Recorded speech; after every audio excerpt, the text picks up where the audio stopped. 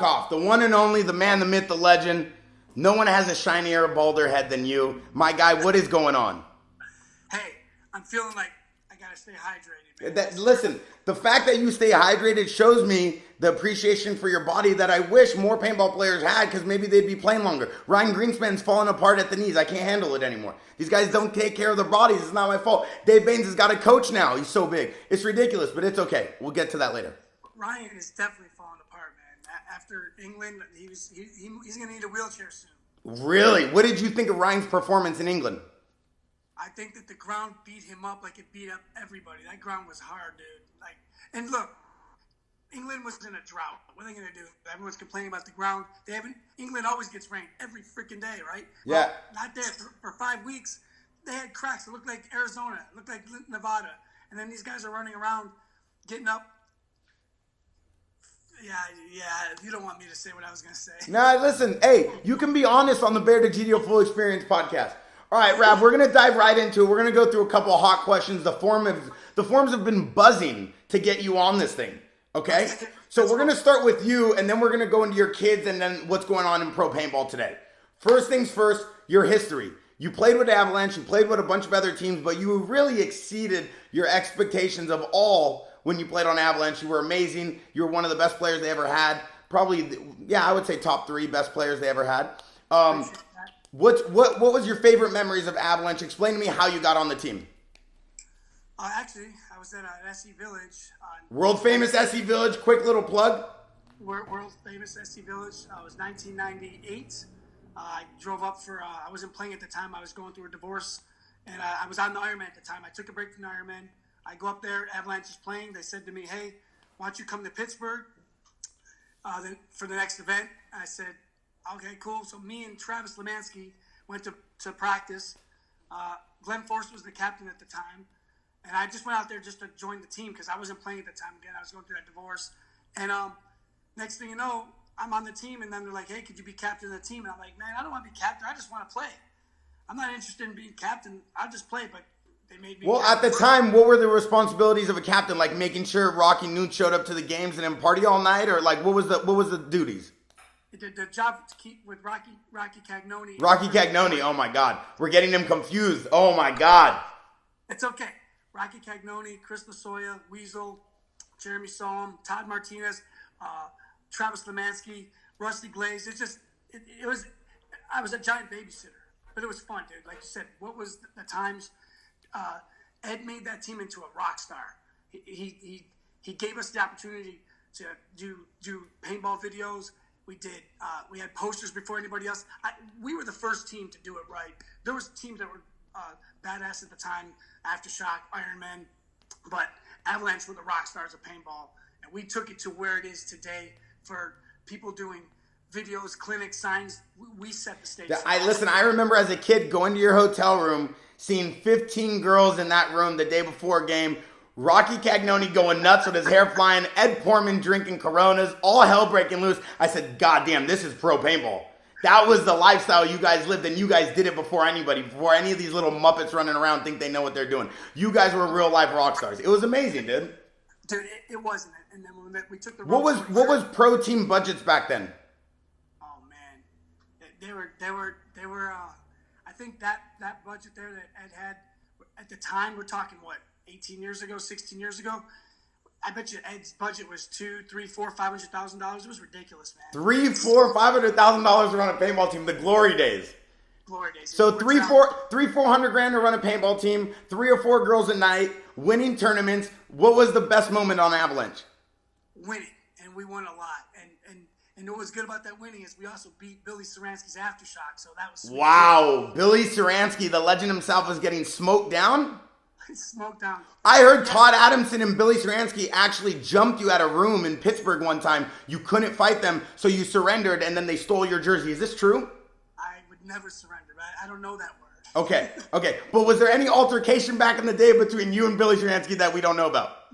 Never. I never had an issue with him when we were playing. We always got along, and he, like you said, he's a good player. So whose team was better at the time? Billy Ceranski's Aftershock or Steve Rabackoff's Avalanche? Absolutely Avalanche, but he's always going to revert back to that damn that World Cup game that he beat us in, blah, blah, blah, blah. So we all know the legendary movie Pushed, Sunday Driver. We've all seen Avalanche get smoked down on Sunday and lose World Cup. Like, we saw that. That's all we know. Listen, he's right. Okay. I didn't win World Cup. That's the only place I didn't get. Okay, one more thing we got to talk about Avalanche. You got to clear the air. You got to explain it to the young bucks. Jeremy Somm. The people want to know, what did Jeremy Somm do in the woods and how did it go down? We want it event by event, time by time. Okay, listen. I can tell you on this 100%, I had no idea what was going on, but I can tell you this much. People were doing that. Oh, guest star. Listen, don't believe him. Don't believe him. Billy Ceranski. Wait, Billy Ceranski. We need you right now to say whose team was better, Aftershock or Avalanche? No, don't even go there. Aftershock. Oh my God. Billy, while we got you on the podcast, what was the greatest team of all time in paintball? Aftershock. And what was the roster? It would have been one of our... Disagree. I agree to disagree with that one. Wait, we got to hear what Billy's roster would be. Let's see. Let me hear it. All right, so me, Spud, Noblet, Rennick, Danny Love, Bruno, Ryan, Todd. I'd throw Robo in because if you don't, he'd be upset. Kenny Clamper. Wow. Roland Isaacs. Who Wow. most people don't even know. How good was Ryan? Little Ryan? Yeah. At the end, he was probably our best player. He was their best player. At the end. All the other guys, they were okay. How crazy was Mikey Bruno back in the day? Richie Malacheski, too. Oh, Malacheski. Yeah. He was good, but you think he was better than Ryan? Yeah. At his peak, Richie could fall down, shoot 4 guys. On Oliver's podcast, Bear Degidio Full Experience Podcast, where we break the news first, he said that Richie was his favorite player of all time. It may have been. Richie's fucking cuckoo for college. Yeah, I won my... Who was crazier? Mikey Bruno or Jeremy Somm? Mikey Bruno. Mike Bruno. Jeremy Somm, all he did was get caught. Wow. All right, so it's time for the Billy Ceranski show to leave this show. All right, I'm sorry. Bear, I'm going to come out and visit you probably next 3 weeks. Please do. We got a lot of stuff going down. The park's exploding right now. We need Billy Ceranski's love. Wait, real quick. Who was the first one to wear a Sandana head wrap? Real tree. Ooh. Of us, it was Bruno and I'm me. going to go with Daryl. No. He didn't wear one. It was Bruno and me. Wow, there we go. You had it here first. Bear Degidio Full Experience Podcast. Sandana. Sandana used to send Bruno and I 20 Sandanas every year for free because he said when they started making the videos and they put it out, his sales went up 150% per month. Aftershock getting sales. I never heard about that from Avalanche. And then people saw you and said, man, that guy doesn't even have a cobra back. He has a regular garden snake back. We were deciding, we were lifting whose back looks like a cobra. His doesn't. So there he is. Wow. Billy Ceranski's 80 years old and the guy can still put people in arm bars. Leave the man alone.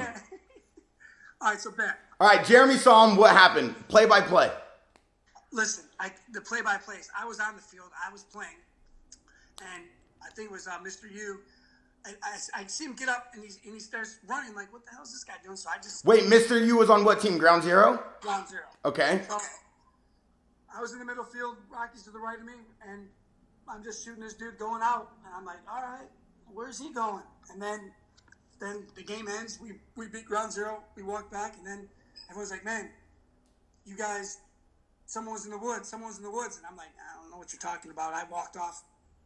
Like, we won the game because we were 5-0 at the time.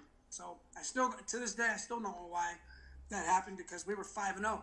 But to go back in time, Jeremy did it. It happened. But I can tell you. But what did he do? How did he do it? Well, let's. Man, you got me. You caught me on this. I wasn't ready for this one. So he was standing in the woods, and he decided to...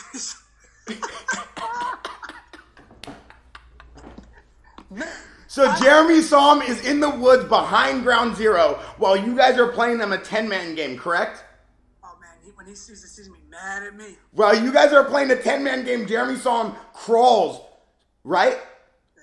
Army style, around Ground Zero. Can you imagine if that happened in 2018, the social buzz, it would be the biggest thing in the world. Right? There'd be blood. So he goes behind ground zero and he starts shooting them one by one?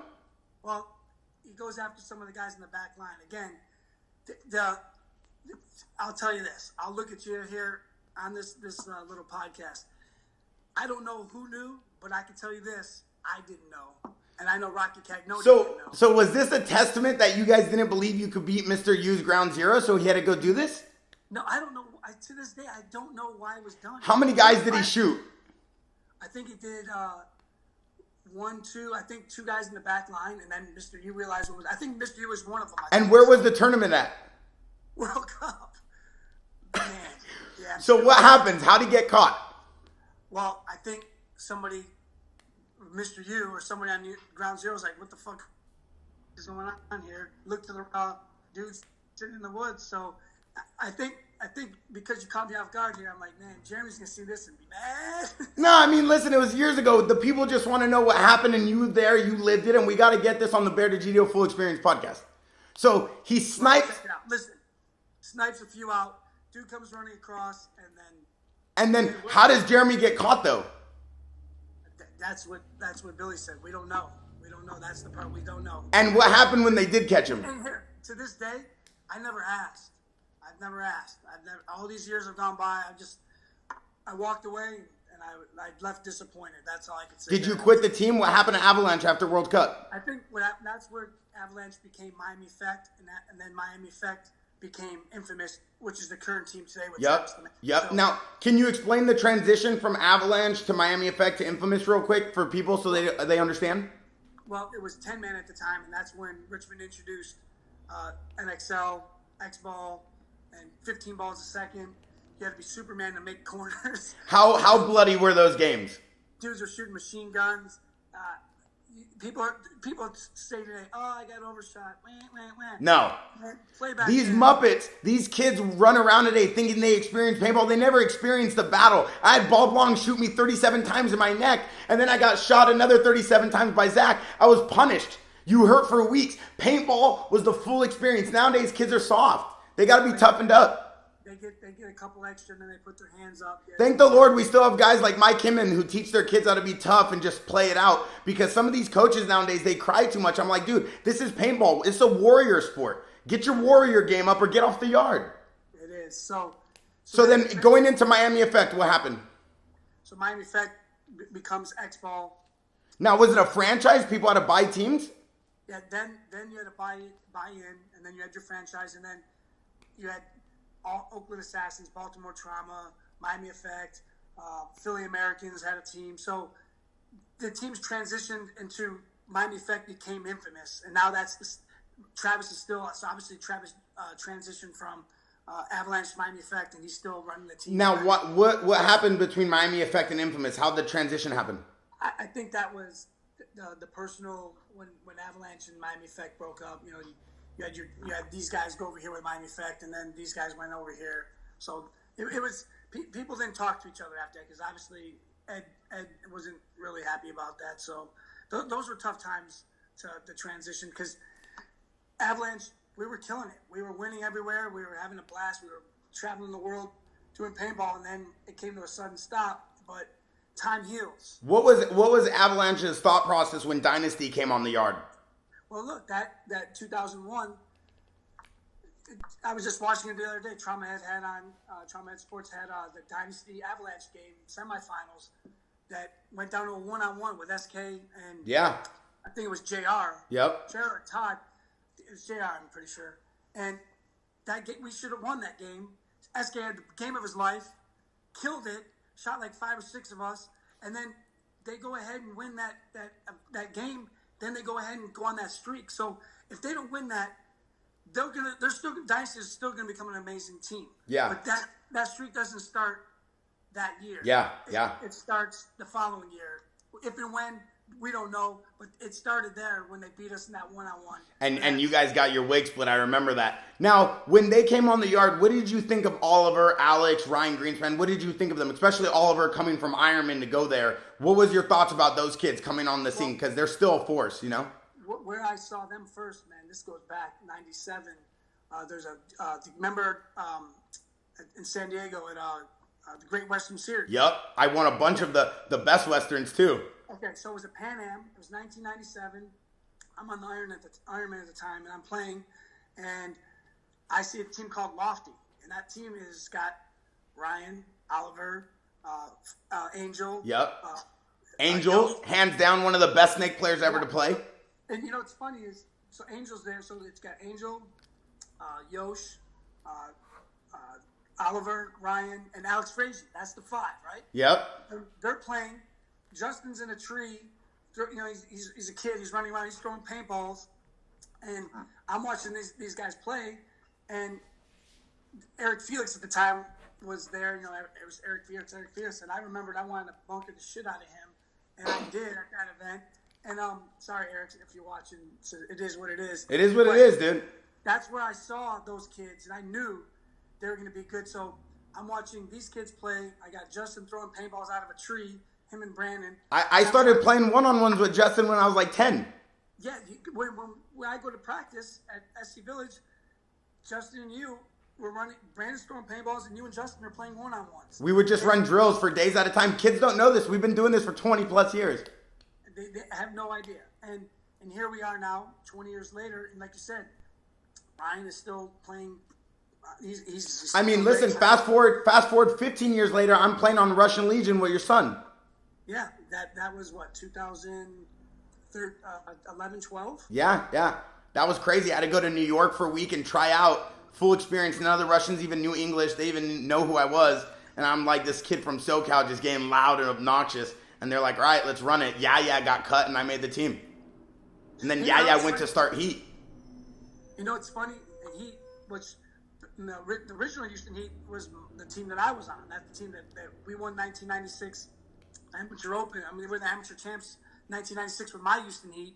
And now here, 20 years later, Houston Heat's rolling around. People are like, they have no idea that there was a Houston Heat before. But they're doing a good job with it. But back to Angel, we had Justin on the GI Live show like 3 or 4 weeks ago. And I'm going to ask you the same thing for our show. We asked the guys, if you take a player, pick your 5. And Justin said, Angel is my snake guy. Yeah, so 100%. He knows that he is an amazing player. Yeah, I mean, literally my 5, I would let you pick yours, but I'm going with Oliver for sure. I'm going with Angel and the snake for sure. Ceranski in the corner, holding it down, doing what he does best.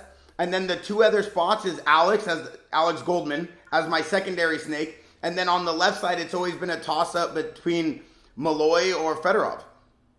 Yeah, that's a great team. That's my 5. I would do everyone but Stransky. Me personally, I wouldn't put Stransky on my 5. But hey, I would put him in the corner just because I know if we were to throw hands, he'd be there. Listen, the infamous story, play on words, Aftershock, Rumble in the Jungle at the hotel. I think it was with Avalanche. What event was that? Or was it with Ironman, Todd Martinez? It was all hell broke loose at the hotel. All hell broke loose, but it wasn't with us. I believe it was with Ironman and Aftershock, but I think you were involved. Possibly. Rabackoff, one more question. Everyone knows the rules. We're gonna run through this. Right now, hands down, 2018, who's the best player in the world? Justin Rabackoff. Are you saying that because he's your son, or what do you see in him that people don't see? I'm saying it because it's what other players are saying, and I'm saying it because I'm watching. And I can tell you this, and this is why I'm going to tell you.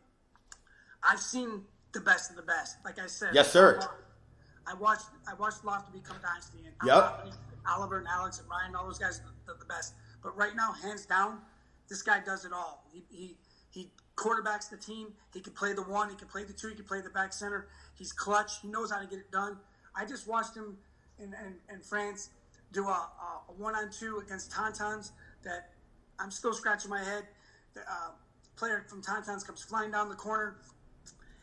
He's got a guy still in the snake. He says, screw it. I'm going to turn my back to the guy in the snake. I'm going to play this guy 1-on-1, shoots this guy, turns around, doesn't know where he's at, sits in the corner and is like, all right, the coach is, because he told me he didn't know if the guy was still on the field. Yeah. It was Axel Godin. And then the other player that was playing was against TJ, both great players. But what I watched from him, what amazed me was he didn't know if there was a guy on the field or not, so he sat there and waited. And then he said after 1 minute, he knew there was a guy on the field because the coach didn't hit the buzzer. you can't teach that, Bear. That's fundamentals. That's fundamentals. That's what separates kids. You know, Rab, I say this a lot, and correct me if I'm wrong, but the difference between the pros and the amateur is not the skill play. It's the mental game. Is pros understand how to close games, and the difference between amateurs and pros is how many bodies they give away and if they close the games right or not. And you are 100% right. So there's players, there's clutch players, and the guys that just get it done. So if I were to pick my 5 or 6 guys, I'd have J-Rab, Alex Goldman, Ryan, Fedorov, Malloy. Who do you think the best snake player in the world is? Snake player is Alex. Alex Goldman? Who do you think the most clutch player in the world is besides J-Rab? Clutch player. I you know what? I wouldn't say clutch player. I forgot. I would add another guy to that list. Archie would be on my list. Wow. Archie's a beast. We have to say Archie's a complete beast. He is a beast. Clutch guy to get it done when you need to get it done. Who have you seen pull out more moves than anyone you know? Well, if you're telling me to take away Justin, I'd say Fedorov. Fedorov. No, actually, you know what? I'd take that back. The guy that's clutch, that gets it done, is Malloy. Malloy's such a beast. I got the pleasure of playing with both of them and your son, all of them on Russian. It was one of the craziest experiences of my life. The way that Russians organize their teams and the way they used to organize the plans and the practices and the food and everything else they did was insane. It was It was considered a real professional team. Well, Justin said it in the show. He said he doesn't become the player he is if he didn't have the discipline that he got from the Russians. 100%. And I agree that because they are so disciplined, structured, and the practicing that he said him and Mishka did. And again, if I were to go to the top 10 players in the world, if I'm picking a team, Mishka's on my team because that guy. Oh, he's a monster. He's a stud. So you take that, and like you said, the discipline that he got from that team, you got to experience it there for a little bit. Yeah. It's what changed his game. He doesn't become the player he is today if he's not on the Russian league. Yep. Now, in today's standings, the best team in the world right now is Impact. They keep trading games with AC Dallas back and forth, right? Obviously, everyone's doing good. AC Dallas is on top. Who do you think the best team in the world is right now? Right now, it's still Impact. Impact. What's your thoughts on Dynasty? They still got it or no? They do because they just won. They played under Expendables, which was a lot of the Dynasty guys. They still have it. They just gotta decide when they want it. And what do you think the reason for is that? They're old, they're over it, not enough heart? I think, listen, man, like I said, I've seen these kids playing since 1997. Yeah. They're playing for a long time, so it's hard to stay on top, man. You got a target on your back. Yeah. And they're still doing it, and doing it competitively. So there's two tournaments left, Chicago and World Cup. I wouldn't count out Dynasty at all. I wouldn't count out X Factor. AC Dallas is hungry to get that win. They're going to get it. AC Dallas is playing phenomenal. I watch him play. I think right now, hands down, the most underrated player in the league is Brad McCurley. I agree with that. He deserves more credit than anyone in the game. That kid is a monster. What's your thoughts on Marcelo and what's your thoughts on Kyle Spica, the way they've been playing this season? I think Kyle has probably not been playing the way he expected to play until he got to Atlantic City, where I thought he played much better. I think the beginning of the year, here's the problem with the Ironman is they got all these, in quotes, stud players. They just haven't figured out how to put the chemistry. Do you think that's because Todd Martinez coaching, or do you think the players aren't gelling? I think the players aren't gelling. And do you think that has to do with Damien or Spica, Bobby Avilas? Who do you think is the cause of that?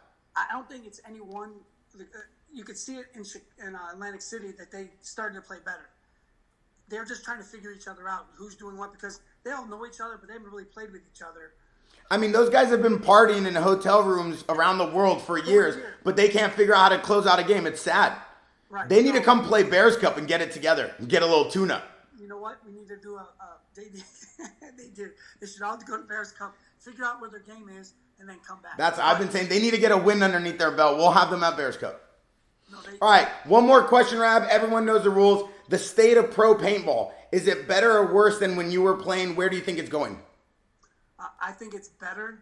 I think that there's more athletes now. That the competition is a lot higher. If they're watching, if you're a pro player, put more into it. And we talked about this a little while ago. When you're out at your local field, Go out there and take time. Say hi to these people. I mean, I agree with you. It's like we talked about. Trevor Reeves already posting about Oklahoma State of paintball. I'm like, dude, you're the pro paintball player. Take it underneath your hands. Go out there, get rentals, start a little mini league. Let these guys play tournaments. Show them the gap. Show them the bridge. Get these players playing tournaments. Show them how cool of a sport it is. We have to portray that lifestyle that Avalanche did to me as a kid that made me want to be a professional rock star, which was a professional paintball player, you know? And that's what they got to do. So if anyone's watching this, any of you guys on pro teams, semi-pro teams, just in teams, take the time when you're at the field to say hi to somebody. Yep. They're looking at you. They want to say hi to you. 100%. They're just afraid. They're afraid to say hi to you. Take the time. Walk them over there.